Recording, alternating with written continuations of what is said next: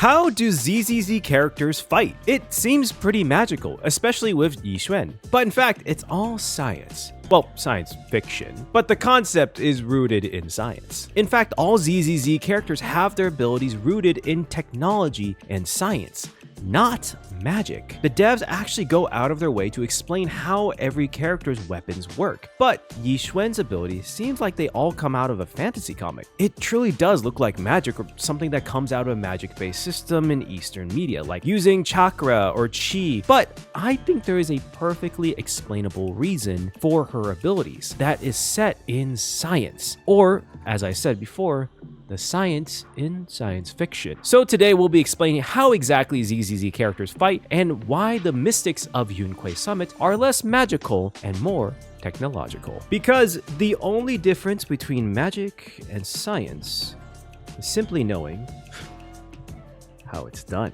But if you like these types of theory and explanation videos, let me know by liking and subscribing. And as always, leave your own thoughts and theories in the comments below. With that all being said, let's just jump right into it. Before we get into Xuan's abilities, we first need to cover how exactly do ZZZ characters fight. First is truly just martial prowess and combat skills. They matter a lot more in the world of ZZZ than they do in our world, similar to most anime and video games. There is a reason why combat sports typically have weight classes. Generally speaking, a fighter who is bigger can deliver bigger blows and take on heavier hits. Now that doesn't necessarily mean technique and skill don't matter. Someone who is an expert in MMA could probably beat someone who is bigger and stronger that has less to no training. In fact, they might be able to take on 2, maybe 3, depending on the skill level difference. But once you get into the 10s, 20s, or if you pull a lighter and you go straight 1v1 a whole gang, it becomes apparent that skill matters a lot more in ZZZ. The second, and what we'll mainly be focusing on for the majority of this video, is the technology. It goes without saying that ether makes a huge difference in how fighting is done in the world of New Eridu. It was noted quite a few times in various different story quests that how one uses ether is distinct and can affect how effectively one fights. You could even make the claim that how one uses ether is a combat skill on its own. So the question is, how do agents use ether? Something important to note here is that ether is everywhere in New Eridu, not just in the hollows. It's literally everywhere, even within the body. We learn in 1.7 that the reason corruption occurs isn't simply because people intake ether, it's the ether particles within the body having a reaction to the ether in the hollow. From what we understand, hollows are collections of ether that have come together for an unknown reason as of right now. My personal best guess, it's due to some sort of reaction that causes those ether particles to clump up and come together. And within that reaction,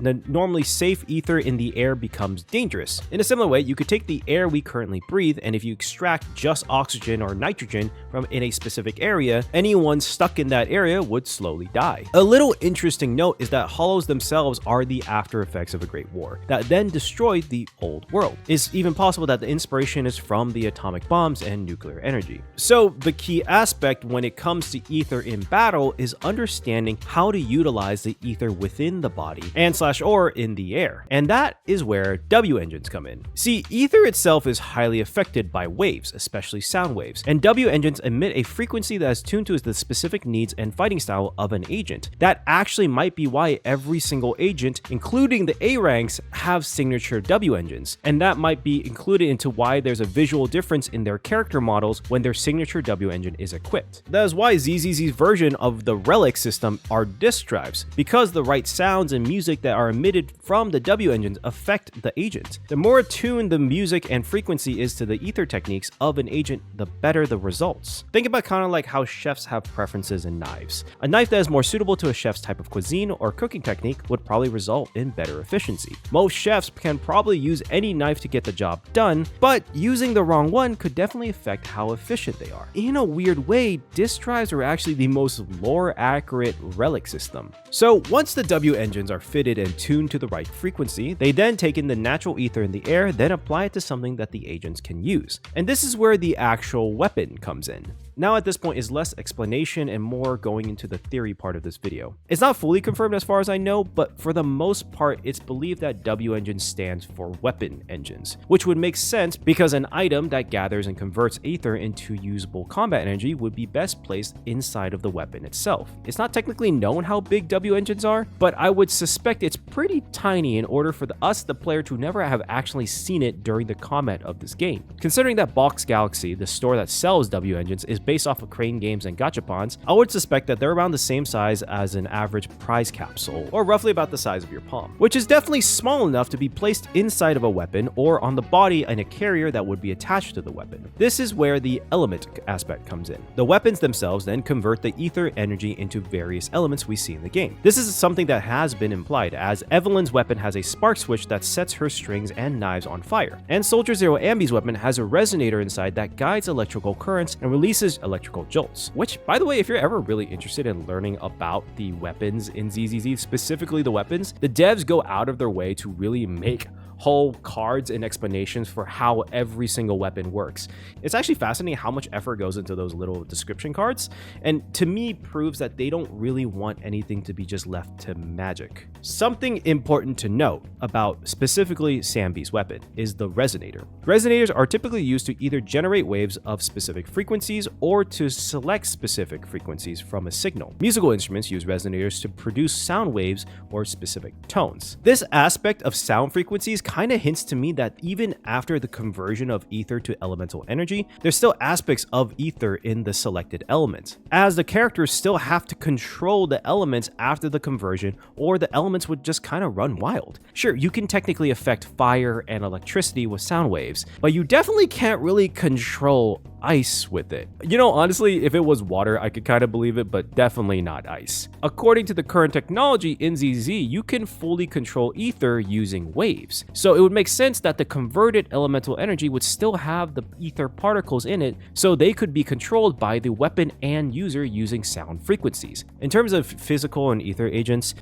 probably just don't need to go through the conversion process, and instead the ether is just shaped to become projectiles, which might have this possibility where they use the most or the least amount of ether depending on the conversion rate between ether particles and the elemental energy. For example, if a small amount of ether particles can convert into a large amount of electricity, then it would imply that the ether unit uses the most amount of ether and probably require a pretty high ether aptitude. When it comes to physical agents though, there are two possibilities I can think of, and honestly they could both be true and agent specific. One is that the ether going through the W engine isn't going to the weapon, but rather their bodies, enhancing the natural ether in their bodies and theoretically increasing their physical capabilities. Kind of like how Jane Doe hits a specific state when her abilities are enhanced. In this case, the W engine might also be converting the dangerous ether in the hollow to clean ether that is normally in the body. The second is that the ether is still being converted to an element, it's just that the element is utilized to power up the physical damage to the weapon. The idea being that Caesar's ether is converted to electricity that is then powering up her mechanical arm that allows her to hit harder with her shield and take heavier hits as well. As to why agents choose a specific element, it could honestly be just a preference, or it could be that the elements function at different sound frequency ranges. So if the agent's preferred etheric sound frequency fits into one of those ranges, then that element is probably the one that works best for them, which might also explain why the different drive discs affect various elements. Now this all explains how agents typically fight. Sound frequencies take in and adjust ether that is then converted to a usable element in the weapon that is then used and controlled by the agent. But there is a specific exception to that rule, and her name is Astra Yao. See, how Astra works is that she is just so good at singing that she's just able to control ether naturally. In fact, she might actually have better control over ether than any of the actual weapons from any of the currently released agents in ZZZ. Her weapon is literally just a microphone. It produces sonic and sound waves so that she can control more ether. The power of music, y'all. So now that we understand how agents fight and have seemingly superhuman abilities, we should talk about what is actually allowing this reaction to occur. By answering the question, what are these weapons made out of? This may seem like a pretty small detail, but it's actually going to be important in the coming Season 2 story, since the two main materials used to develop agent weapons are ether alloys and porcelain. There might be more, especially when it comes to the future regions of ZZZ, but as of right now, this seems to be the two main ones. Ether alloys are fairly simple to understand. They are mined from hollows, and due to that, they probably have a high compatibility with ether. So making weapons that are meant to take in and convert ether particles out of ether alloys makes total sense. It also seems like there are a wide variety of different ether alloys that probably cause different results in weapons. For example, all of Section 6's weapons are made from various specific grade ether alloys for various different effects in their weapons. And this brings me to the second main material, porcelain. Porcelain is made by refining lumite ores that are mined from the coasts and undergrounds of Yunkui Peninsula. Porcelain is known for its toughness and lightweight. It's often made into jewelry and charms in Yunkui to ward off evil and attract wealth. But the most important aspect of it is that it's ether resistant, which makes it the ideal material for equipment made for hollow exploration. Now, something to note about porcelain, it's obviously a reference to porcelain, which would make total sense as painted porcelain was a key factor in the growth of Hong Kong, the inspiration for Yunkui Peninsula. By the way, if you want to know how and why Yunkui Peninsula is inspired by Hong Kong, I made a whole entire video about it, and I'll leave the link in the description below. But the thing about porcelain is that in all my time in Hong Kong, I have never seen porcelain jewelry. But you know what I have seen made into jewelry and even weapons? Jade. In fact, the live stream shows an area that has a porcelain market, and I can tell you because I've been there, it looks fairly similar to the area around the Yaomei Jade Market in Kowloon. Now, mind you, jade is not really a good material to make weapons out of. It is definitely hard, but it's also very brittle. But the importance is not the literal material, but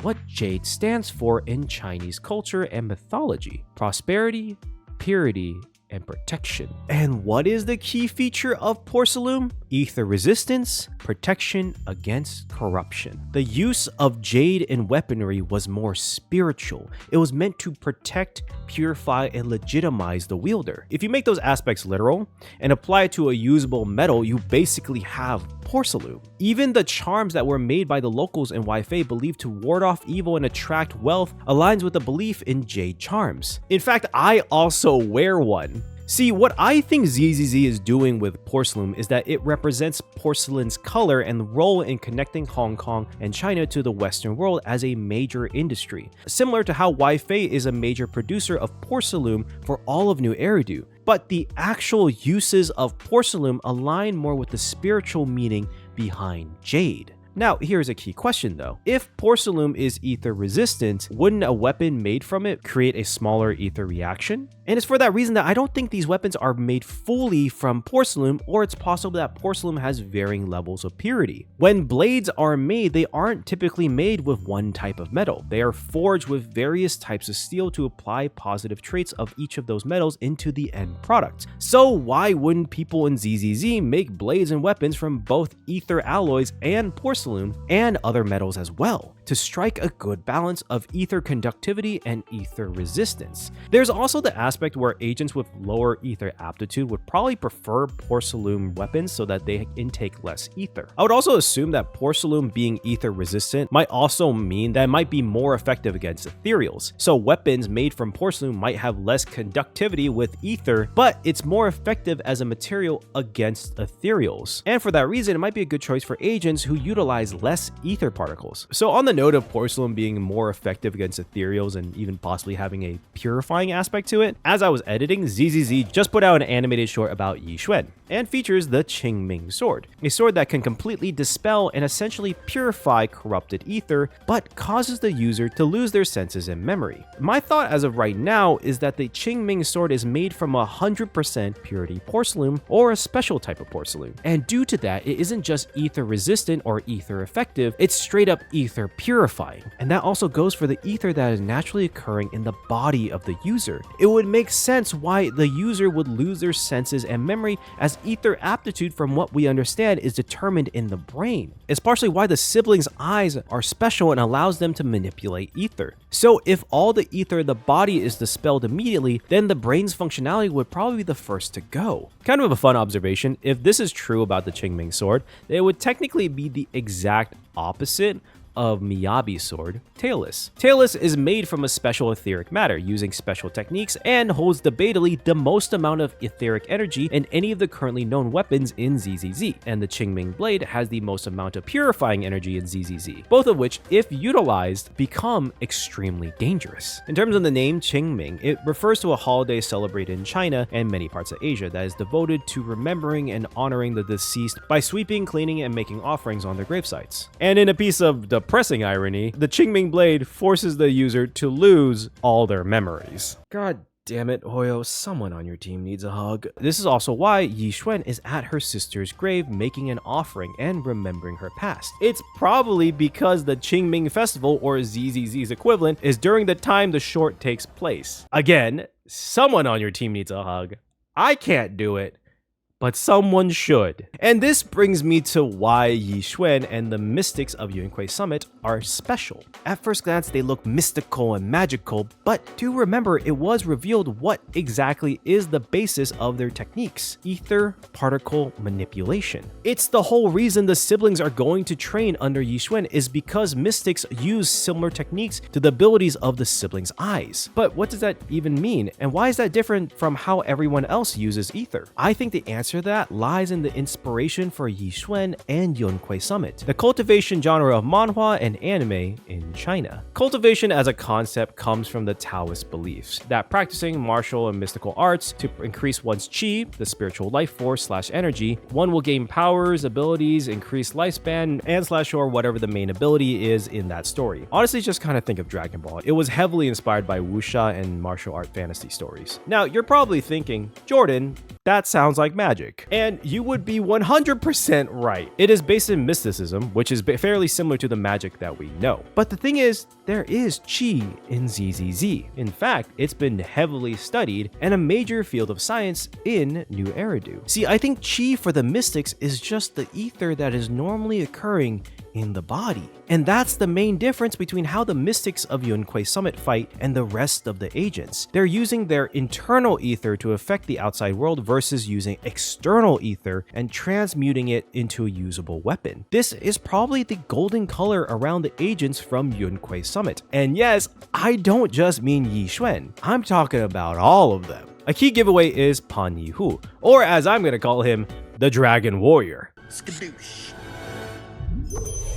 Notice how during heavy strikes, his fists glow yellow, and when dodging, his quick movements are similar to that of Yi Xuan's, leaving yellow after images. And he doesn't technically have any weapons on his fists or his feet. Jufufu is the same, leaving yellow after images as well during her claw strikes. And just to be clear, they are all different elemented units. So the commonality is that they all studied in Yunkui Summit. Now, Yi Xuan might still be a unique anomaly, as it was confirmed that she has natural talent. And as the High Preceptor, she would be the strongest and probably the one that understands internal ether particle manipulation the most, though they would probably just call it cultivation. Now, the concept of internal ether particle manipulation might not actually be a new concept. In fact, it might have been the old method of how ether was utilized in combat. It just became obsolete due to how much training it required to utilize it effectively. And to be honest, even highly trained individuals might not be able to fully compete with the capabilities of modern ether technology. You can tell because the agents from Yunkui Summit still use a W engine. So the practice might have evolved from simply utilizing internal ether to combining it with external ether and sound wave frequencies, which might explain all of the yin-yang symbolism in Suibian Temple. While that does cover what is unique about Yunkui Summit, it really doesn't fully explain Yi Xuan's abilities. How does Yi Xuan actually fight? I actually have to give a lot of credit to a guy named Comfyblu, who pointed out something that honestly went right over my head. Wish to avoid disaster, then head southeast. How did Yi Xuan know where southeast was in a hollow? That should be impossible, and the whole reason why proxies exist. And they technically don't know where true north is in a hollow. They are just able to utilize carrot data and calculate directions. So how does Yi Xuan do it? There is a possibility that utilizing internal ether might involve controlling one's own electromagnetic waves versus the sound waves with external ether, as all humans emit an electromagnetic field. And if you're able to control it, then you might be able to control the ether within your body. And this is the basis of the explanation that Comfyblu gives. And his theory is that Xuan's ink is actually ferrofluid, a liquid that has tiny magnetic particles that allows it to be controlled by sound waves and magnetism. And I'm very inclined to agree, since ferrofluid can also be controlled by both electromagnetic waves and sound waves. The only addition I would add is that I believe that the ferrofluid would also include ether alloys, due to the fact that the auric ink is an ether-based attribute and can cause corruption. And we know that ether conducted through ether alloys can be controlled easily with sound frequencies. So utilizing her ink perfectly is the result of balancing internal and external ether particles. And it might explain why there's both gold and black colors in Xuan's kit, representing internal and external ethers. Now, would this help her understand where true north is at all times?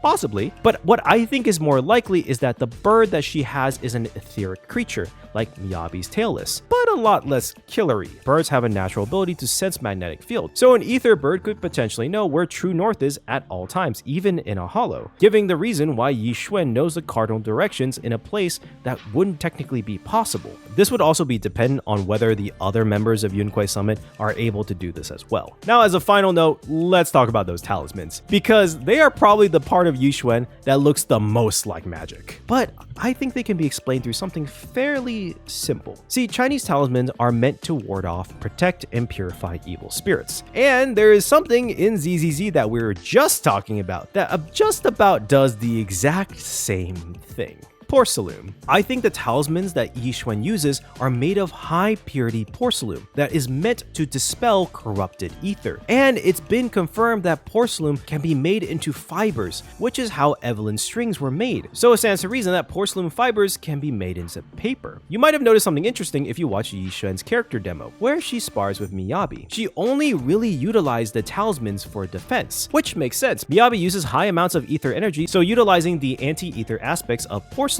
would be ideal. But before the battle, Xuan clearly utilized the talismans offensively against the ethereals, which implies that the talismans themselves might not actually be all that effective against people, and mainly on ethereals, due to its purifying properties. And I think this all fits the character perfectly. A lot of what makes her abilities is a balance between two seemingly colliding materials, concepts, and energies, balancing between internal and external ether, sound frequencies, and electromagnetism, porcelain and ether alloys, purity and corruption. It all comes back to balancing yin and yang. And that's the theory for today. A little bit of a final note. As I was finishing up this script, I saw that Ashikai posted a video of a similar theme, that magic is science that we don't understand yet. While the actual context of the videos are slightly different and our conclusions are a bit different as well, I had this idea of magic and science quite a while ago. And to be honest, a lot of people were wondering about Xuan's abilities being like magical or mystical or not, so it was a common question coming up. I just don't want anyone getting the wrong idea. With that all being said though, you should definitely check out her video. I'll leave a link in the description. She does cover a lot of cool things about the inspiration of ether and how ether might work. She goes much more further in the actual ether route than I did. So if you're interested in that, definitely check her out. She's one of my favorite theorists anyways. And as always, thank you so much for watching. Let me know your own thoughts and theories in the comments below, and let me know if you're excited for season 2. Peace.